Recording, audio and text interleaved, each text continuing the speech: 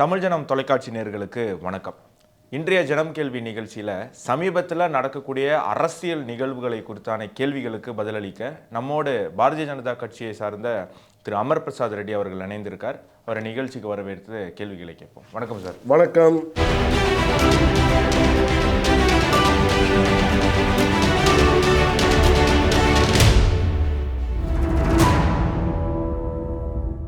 Sir, Tamil Nadu அரசியல் அப்படின்னு சொன்னாலே ஒரு நாகரிக அரசியல் அப்படின்னு சொல்லுவாங்க.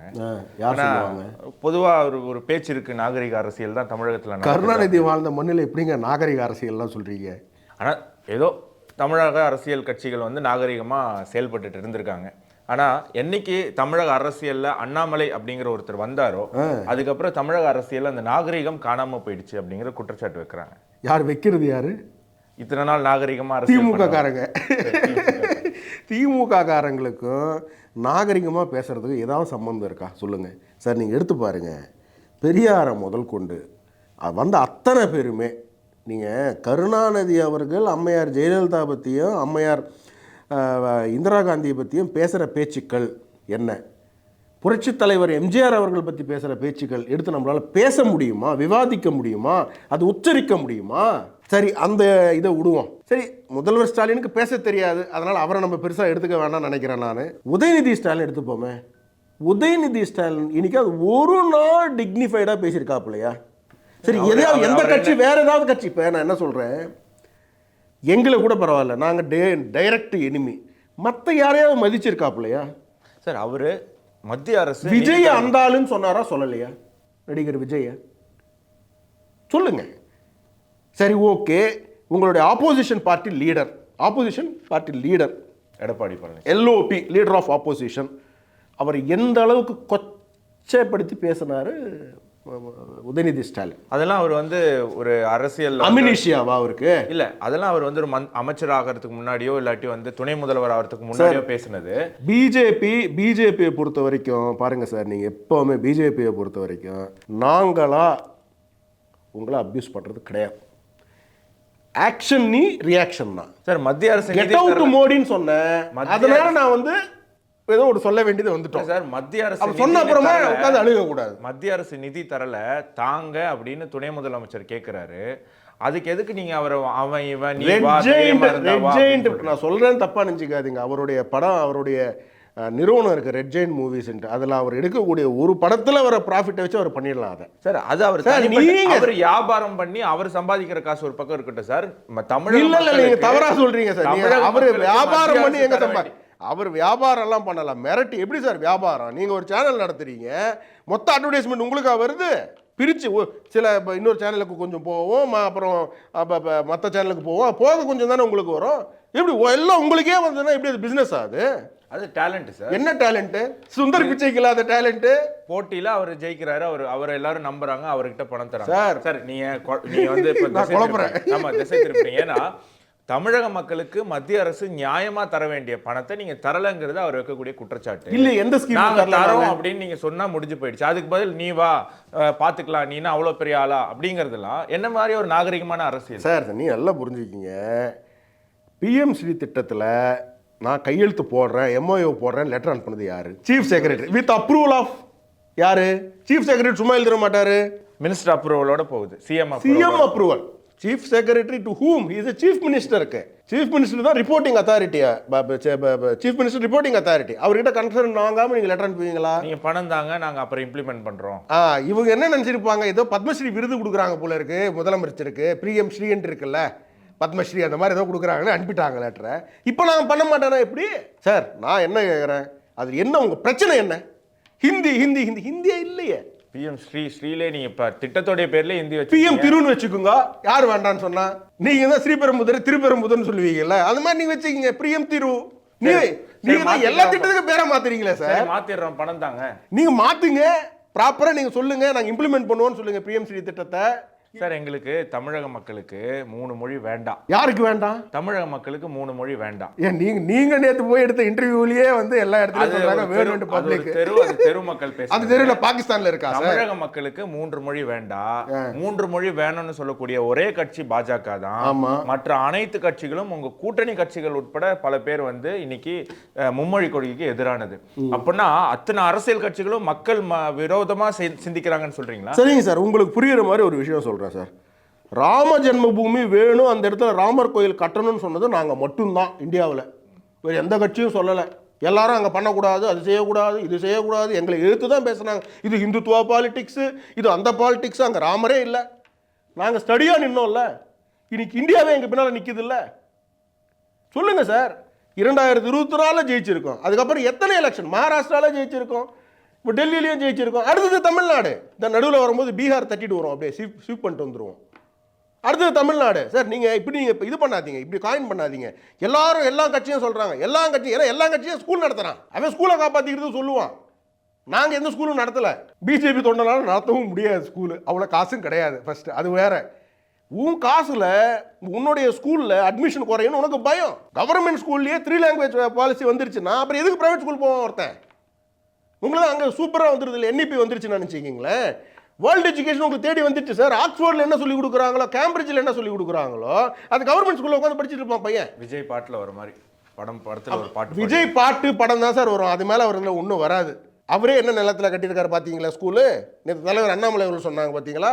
ஜோசப் விஜய் இருந்தது பார்த்தீங்களா? அவரோட கையெழுத்து இருந்தது பார்த்தீங்களா? இப்படி ஏற்பட்ட மனிதர்கள் தான் இன்னைக்கு அரசியலில் இருக்கிறாங்க சார். இப்போது தமிழகத்தில் நீட் வேண்டாம், ஆனால் பாஜக வேணும்னு சொல்கிறீங்க. NEP வேண்டாம், பாஜக வேணும்னு சொல்கிறீங்க. இந்த மாதிரி பல திட்டங்கள் தமிழக மக்கள் வேண்டாம்னு சொல்கிறது யாரு? எந்த தமிழக மக்கள்? எங்க நீங்க போய் சர்வே எடுத்தீங்க? எந்த மக்கள் பெருவாரியாக ஓட்டு போட்டு ஒரு கட்சியை ஆட்சியில் அமர்த்தி இருக்கோ அந்த மக்கள் வேண்டான்னு சொல்றாங்க தானே சார்? ஓட்டு போட்ட மக்களுக்கு நீங்க அதை ஒரு கிராஸ்பா நீங்க எடுக்கிறீங்க சார். அவங்க வேண்டாம்னு சொல்லி எவ்வளவு போட்டிருக்காங்க ஓட்டு? திமுக வேண்டாம்னு சொல்லி எத்தனை பேர் போட்டிருக்காங்க? அந்த ரேஷியோ எடுத்து பாக்குறீங்களா? அப்படி வேணும்ன்றவங்க கூட இவங்க எப்படி ஓட்டு வாங்குறாங்க உங்களுக்கு எனக்கு தெரியாதா? எல்லாருக்குமே தெரியுமே சார் எப்படி ஓட்டு வாங்குறாங்கன்ட்டு. திருமங்கலம் ஃபார்முலா என்னன்னு தெரியாதா உங்களுக்கு? ஓட்டுக்கு காசு கொடுக்காம ஜெயிச்சேன்னு சொல்லி ஏதாவது ஒரு MLA ஒரு MP திமுக சொல்ல முடியுமா? சொல்லுங்க. அந்த நேரத்தில் மக்களை ஆசை காட்டி இதுதான் பிரச்சனையே. அவன் வளரவே கூடாது, அவன் அப்படியே குடிசையிலேயே இருக்கணும், வாழ்க்கை அப்படியே இருக்கணும், அப்படியே இருந்து முடிஞ்சு அவன் போயிடணும். அதான் தலைவர் அண்ணாமலை சொல்ற, அந்த மக்களை வந்து நீ போஸ்டர் ஓட்டணும், அப்படியே இருக்கணும்னு நினைக்கிறீங்க. நாங்க என்ன சொல்றோம்? இல்ல, படிச்சு வரணும், பெரிய இடத்துக்கு போகணும், பெரிய பெரிய படிப்பு படிக்கணும், சுந்தர் பிச்சை போல மேலே வரணும், அந்த மாதிரி வரணும் நாங்க நினைக்கிறோம். சரி, கேரளா ஒத்துக்கிட்டாங்களா? NEPக்கு ஒத்துக்கிட்டாங்க. பக்கத்தில் காங்கிரஸ் ஆளுற மாநிலம் கர்நாடகா ஒத்துக்கிட்டாங்களா? ஒத்துக்கிட்டாங்க. உதயநிதி ஸ்டாலின் சொல்றாரு ஹிந்தியை திணிக்கிறாங்க. யார் மேலே திணிக்கிறான்? ஹிந்தி எங்கே இருக்குன்னு ஃபர்ஸ்ட் எனக்கே தெரியாது. ஹிந்தி யார் திணிக்கிறாங்க சார்? எங்கே திணிக்கிறோம் நாங்கள்? எங்கேயாவது NEPல நேஷனல் எஜுகேஷன் சார் இன்னைக்கு ஓப்பன் சேலஞ்சு சார். நான் உங்கள் சேனலில் சொல்கிறேன், ஹிந்தி மட்டும்தான் NEPல மூணாவது லாங்குவேஜ் அப்படின்னு சொல்லி எங்கேயாவது இருந்திருந்தா நீங்கள் ஒரு பாயிண்ட் அவுட் பண்ணி சொல்லிட்டீங்கன்னா 10 லட்சம் ரூபாய் அமர் பிரசாத் ரெட்டி கொடுக்குறேன் சார். சார் இன்னைக்கு 3வது மொழி 10 lakhs. இன்னைக்கு 3வது மொழி இந்திய மொழி எது வேணா கத்துக்கோங்க நீங்க சொல்றீங்க. ஆமா, நாளைக்கு ஒரு அமெண்ட்மெண்ட் கொண்டு வந்து ஹிந்தி மட்டும் தான் கத்துக்கணும் அப்படின்னு கொண்டு வர மாட்டீங்கன்னு என்ன நிச்சயம்? இது என்ன சார்? இது அநியாயமா இருக்கு நீங்க பேசுறது. அந்த பயம் இருக்குல்ல சார்? சார் இது NEP நேஷனல் எஜுகேஷன் பாலிசி பார்லிமெண்ட்ல பாஸ் பண்ணி இருக்கிற பில். இது எப்படி வந்து உங்களுக்கு வந்து இந்த மாதிரி மாத்துவாங்க? நீங்க 370 உங்களுக்கு சார் இப்போ உங்களுக்கு உங்க லாஜிக் வரேன். முத்தலாக் ஸ்கிராப் உங்க லாஜிக்கே வரேன். வக்ஃப் போர்டு வந்து எல்லா கட்சியும் எதிர்க்குது, நீங்க வந்து கொண்டு வரீங்க. வக்ஃப் போர்டே அபாலிஷ் பண்ணனும் நாளைக்கு ஹிந்தி அது அமெண்ட்மென்ட் கிடையாது. அமர் பிரசாத் ரெட்டி கருத்து நான் சொல்றேன் உங்களுக்கு. வக்ஃப் போர்டே இருக்க கூடாதுன்னு நினைக்கக்கூடியவன் நான். ஆந்திரால பேன் பண்ணிட்டாங்க. கம்ப்ளீட்டா இந்தியாவிலேயே பேன் பண்ணணும். அது இருக்கவே கூடாதுன்னு நினைக்கிறேன் கவர்மெண்ட். ஏன் இதுக்கு மட்டும் HRNC எங்களுக்கு மட்டும் இந்துக்களுக்கு, அவங்களுக்கு அவங்க போர்டா? அது என்னது? சரி, அந்த கருத்துக்கு அப்புறமா வருவோம். இப்போ நீங்கள் சொன்ன மாதிரி அப்புறமா அமெண்ட்மெண்ட் பாஸ் பண்ணி நீங்கள் ஹிந்தி தான் இருக்குன்னு சொல்லிட்டீங்கன்னா அந்த பயம் இருக்குல்ல? எப்படி சார்? ஃபஸ்ட்டு வந்து உங்களுக்கு அந்த NEPனுடைய டிராஃப்ட் பாலிசியை சப்மிட் பண்ணுறாங்க பிரதமருக்கு. டிராஃப்ட் பாலிசி சப்மிட் பண்ணும்போது என்ன சொல்கிறாங்க? அதில் ஹிந்தி கம்பல்சரியாக இருக்கணும்னு சொல்லி பிரதமர்கிட்ட கொடுக்குறாங்க, 3rd லாங்குவேஜா. ஆனால் பிரதமர் என்ன சொல்கிறாரு? இது எப்படி ஏற்றுக்க முடியும்? அந்தந்த ஊரில் இருக்கவன் அவனுக்கு தேவையானதானே கற்றுக்குமா? நீங்கள் ஃப்ரீ கொடுங்க, அவங்க மதர் டங்கை கற்றுக்கலாம், இல்லை வேறு மொழியை கற்றுக்கலாம். இப்போ நான் வந்து தெலுங்கு, கரெக்டுங்களா? எப்படியும் தமிழ் என் பையன் படிப்பான் ஸ்கூல். மறைக்கல நீங்கள் தெலுங்குன்றத ஏன்னா பல அரசியல்வாதிகள் வந்து அதை மறைச்சு வச்சிருக்காங்க, பேருக்கு பின்னாடி இருக்கிற. அதெல்லாம் ஒன்றும் இல்லை சார். எல்லாம் யார் தெலுங்கு, யார் தெலுங்கு இல்லைன்னு யார் சொல்லுங்க பார்ப்போங்க. பாதி பேர் தெலுங்கு தான். திமுக அமைச்சர்கள் பேர் சொல்லுவாங்க எத்தனை பேர் தெலுங்குன்ட்டு. ஏன் கூட தெலுங்குல தான் பேசுவாங்க. என்ன பிரச்சனை உங்களுக்கு? தெலுங்கு தமிழ் என்ன எல்லாம் ஒன்று தான். NEP இல்லாமே தெலுங்கு வாழ வச்சுட்டு இருக்கீங்க தமிழ்நாட்டில். நேற்று ஒரு பார்த்தேன் sir, linguistic minority forum of தமிழ்நாடுன்ட்டு நேற்று ஒரு லெட்டர் ரிலீஸ் பண்ணியிருந்தாங்க. நீங்களும் நியூஸ் கேரி பண்ணியிருந்தீங்க. அவங்க என்ன சொல்கிறாங்க? இது மைனாரிட்டி, லிங்குவிஸ்டிக் மைனாரிட்டி பீப்புளுக்கு, தெலுங்குக்கு மட்டும் பேசலையே, உருது, கன்னடா, மலையாளம். இப்போ நாங்களாம் சத்து போகணுமா தமிழ்நாட்டில்? அதே மாதிரி தமிழர்கள் மற்ற மாநிலத்தில் வாழ்றாங்க, அங்கே தமிழ் கிடைக்கும். இந்தியா ஃபுல்லாக தமிழ் பேசலாமே. ஈஸி கம்யூனிகேஷன் தானே. ஒரு லாங்குவேஜ் உங்களுக்கு எக்ஸ்ட்ரா சொல்லிக் கொடுக்குறதுல என்ன? சரி, இப்போ சிபிஎஸ்சியில் சொல்லிக் கொடுக்காம இருக்காங்களா ஹிந்தியை? சொல்லுங்க. எல்லா ஸ்கூல்லையும் சன்ஷைன் ரெண்டு பேரும் ஒரே நேரத்தில் சொல்கிறோம், பேசி வச்சுக்கிட்டு சொன்ன மாதிரி நினச்சிப்பாங்க. நான் கொஞ்சம் நியாயமான நிறையால இருக்கிறதால அந்த விஷயத்த சொல்கிறேன். சன்ஷைன் வெப்சைட்டில் போங்க, என்ன சொல்லிக் கொடுக்குறான்னு பாருங்க. நீங்கள் ஹிந்தி கொட்டெழுத்தில் போட்டு நம்ம ஜோசப் விஜய் இருக்கார் இல்லையா, அவருடைய வெப்சைட்டில் போய் பாருங்க. ஒரு வாரம் முன்னாடி ஹிந்தி திவச கோலாகலமாக கொண்டாடி இருக்காங்க ஸ்கூல்ல. அவரே கொண்டாடி இருப்பார் வீட்டில். அவரே பெரிய, அவருக்கு என்ன ஒரு பிரச்சனை? இது ஏதோ ஒரு அரசியல் கட்சி ஆரம்பிச்சுனா அவர் படம் ஹிந்தியில் ரிலீஸ் ஆகலையா சார்? விஜய் படம் காசு சம்பாதிக்கவே இல்லைல்ல ஹிந்தி மார்க்கெட்டில். ரொம்ப அப்படியே ஒன்றும் கொழுக்கட்டை வாயில வச்சா கூட கடிக்க தெரியாது விஜய்க்கு. என்ன இல்லை ஊரை ஏமாத்திக்கிட்டு. இதில் அல்டிமேட் என்ன தெரியுமா? இன்னொன்று தான் சார், விசிகே அதனுடைய தலைவர் தோல் திருமாவளவன் அவர்கள், அவர் வச்சிருக்காரு பாருங்க ஒரு ஸ்கூலு ப்ளூ ஸ்டார்ன்ட்டு, அதுல ஹிந்தி இருக்கு. பெரிய விவேகானந்தர் போட்டோ வச்சிருக்காரு. எல்லாம் பண்ணுவார் அவர் ஆஃப் இந்துத்துவா ஆஃப் தமிழ் தேசியம் அந்த மாதிரி எப்படியோ போயிட்டே இருப்பார். அவர் திடீர்னு திராவிடத்துக்கு வருவார், திடீர்னு தமிழ் தேசியம் போவார், திடீர்னு கொஞ்சம் இந்துத்துவா பக்கம் வருவார், திடீர்னு ஆர்எஸ்எஸ்ஸை பாராட்டுவார், திடீர்னு ஆர்எஸ்எஸ் இருக்கக்கூடாதுன்னு. அவருக்கு அந்தந்த நேரத்துக்கு மார்க்கெட்டுக்கு தகுந்த மாதிரி அவர் வந்து ஷேர் மார்க்கெட்டில் ப்ரைஸ் ஏறுற மாதிரி அவர் ஏறுவார் இறங்குவார் சார். ஒட்டுமொத்த NEP நான் ரொம்ப கிளியராக சொல்கிறேன் சார், இது மோடியின் கேரண்டி சார். ஹிந்தி திணிப்புன்றது இங்கே கிடையாது, எங்கேயுமே இருக்காது. Because we are not for that. NEP is not for that. அதுக்கு ஒன்று சொல்கிறாங்க, ஹிந்தி கூட உருது கலப்பு இருக்கு, அதனால ஹிந்தியை கூட விட்டுடுவாங்க. இந்த RSS BJP எல்லாம் சான்ஸ்கிரிட்டை வந்து நுழைக்க முயற்சி பண்ணுறாங்க. NEP மூலமா சான்ஸ்கிரிட்டை திணிக்க முயற்சி பண்ணுறாங்க.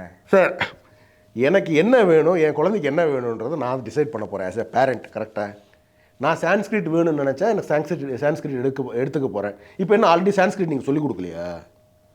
என்ன குற்றச்சாட்டு வைக்கிறாங்கன்னா, யாருமே பேசாத சான்ஸ்கிரிட்டுக்கு கோடிக்கணக்கான ரூபாய் மத்திய அரசு செலவு பண்ணுது, இதோடைய தேவை என்ன, இது வேஸ்ட் தானே அப்படின்னு தயாநிதி மாறன் பார்லிமெண்ட்டில் பேசுகிறார். ஐயா கருணாநிதிக்கு உடம்பு சரியில்லாமல் இருந்துச்சு வயசான காலத்தில், விட்டுலாமா அப்படியே ஹாஸ்பிட்டலுக்கு கூப்பிட்டு போகாமல்?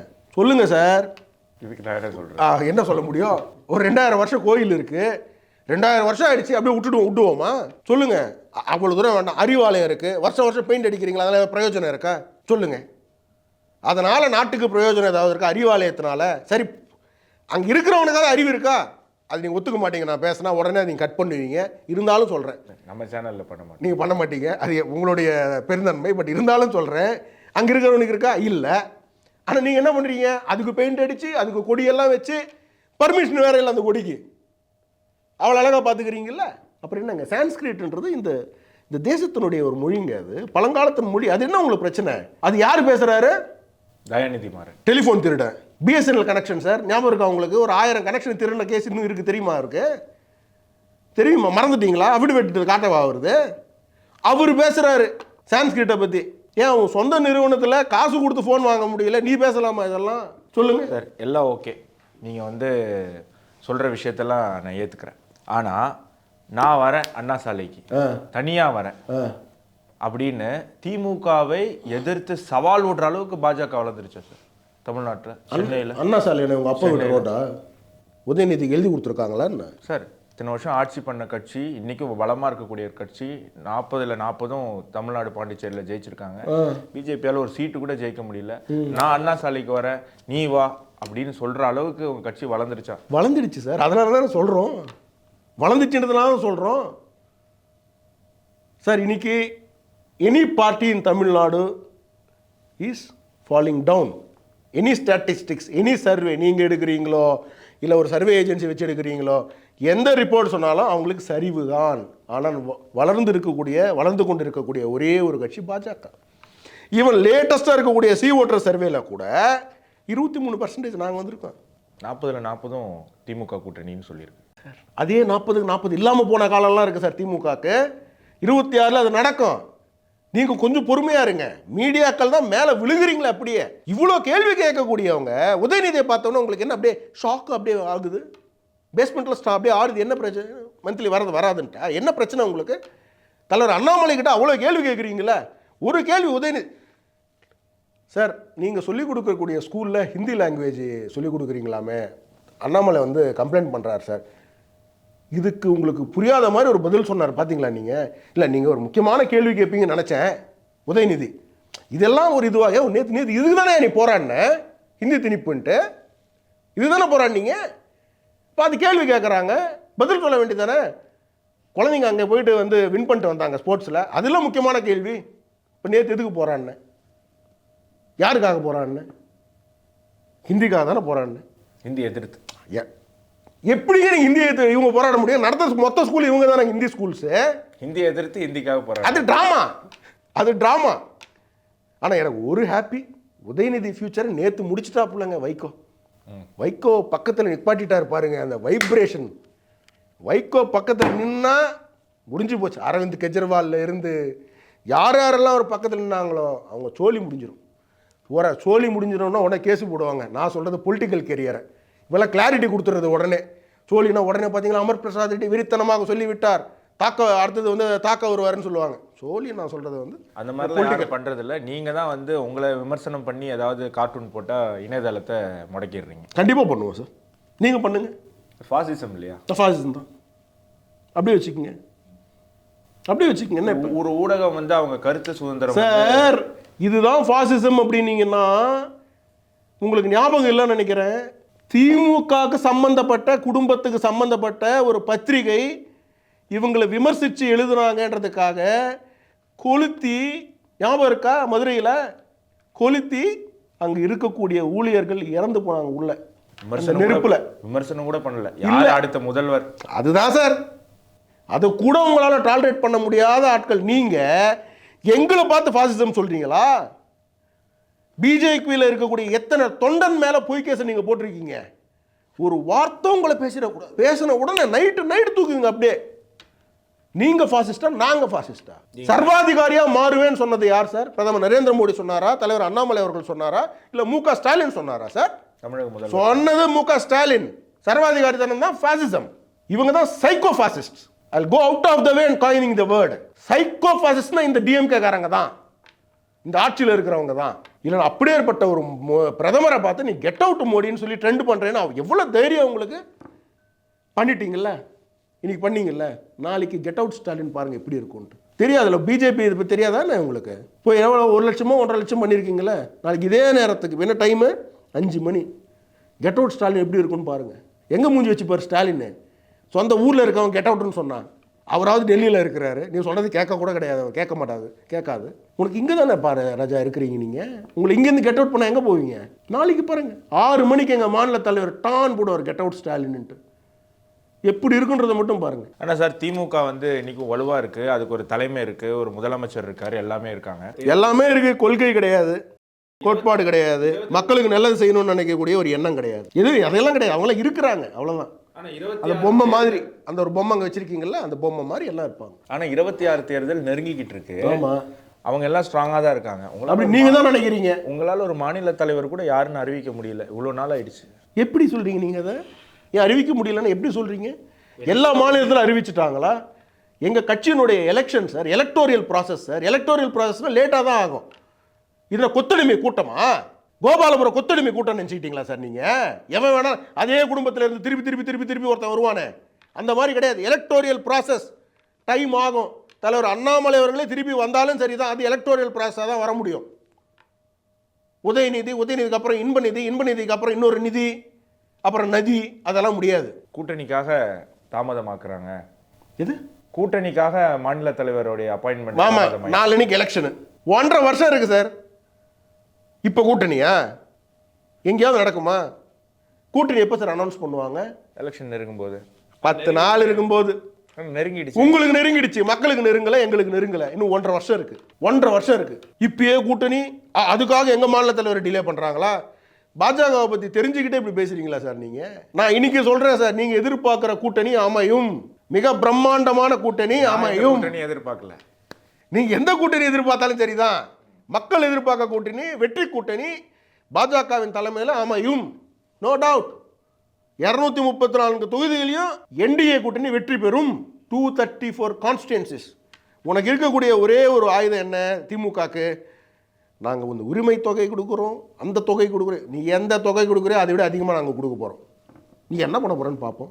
ராகுல் காந்தி சொன்னார் நான் 7000 ரூபாய் தரேன்னு. அது ராகுல் காந்தி. ஆனா மக்கள் நம்பி ஓட்டு போடல. ராகுல் காந்தி தோல்வி. தமிழ்நாட்டில் பாஜக ஜெயிப்பாங்களாங்கிற நம்பிக்கை மக்களுக்கு கிடையாது. அப்ப நீங்க எவ்வளவு கொடுக்குறேன்னு சொன்னாலும் ஏன் உங்களுக்கு ஓட்டு போடல? ராகுல் Gandhi is a failure. Rahul Gandhi is not part of any government, sir. Narendra Modi is the prime minister of this country, sir. இதன் மோடியின் கேரண்டி நான் சொல்லும் பொழுது இப்போ மக்கள் நம்பாம வேற என்ன சார்? மோடியின் கேரண்டி, மோடியின் வாக்கு. இதுனா அமர் பிரசாத் ரெட்டி வாக்கா இல்லை தலைவர் அண்ணாமலையோட வாக்கா இருக்குமா? நீங்க மோடியின் வாக்கு. எங்களுடைய எலெக்ஷன் மேனிஃபெஸ்டோ அவர் எழுதி கொடுக்கறது. அவர் எழுதி கொடுத்து எப்படி நாங்கள் நிறைவேற்றாம விடுவோம்? ரெண்டாவது, நாங்கள் என்ன கொள்ளையடிக்க போறோமா? எங்களுக்கு என்ன இவ்வளவு ஏகப்பட்ட காசு மிச்சம் கிடக்கும், எல்லாம் மக்களுக்கு கொடுக்க போறோம், எல்லாம் பெண்களுக்கு தான். எப்படி வரப்போகுதுன்னு மட்டும் பாருங்க, திண்டாடுவாங்க பாருங்க. பிஜேபி கூட்டணிக்கு எத்தனை கட்சிகள் வரப்போகுதுன்றதை மட்டும் பாருங்க. எத்தனை பேர் எங்களோட பேசி கொண்டு இருக்கிறார்கள் எனக்கு தெரியும். நானே பல தலைவர்களை சந்திச்சு தானே இருக்கேன். இதான் உண்மை. பிஜேபி தான் சார் இன்னைக்கு மாஸ்டர் மைண்ட் சார். ஒரே ஒரு நாள் தலைவர் மொத்த பேரையும் பார்த்தீங்களா அப்படி திருப்பிட்டார் பிஜேபி சைடு.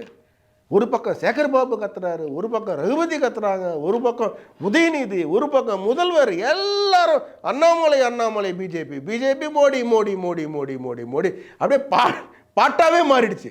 அதனால சொல்றேன், இறுதியாக சொல்றேன், பிஜேபி இங்கே ஆட்சி அமைப்பது உறுதி. 2026 அதில் எந்த மாற்றமும் கிடையாது.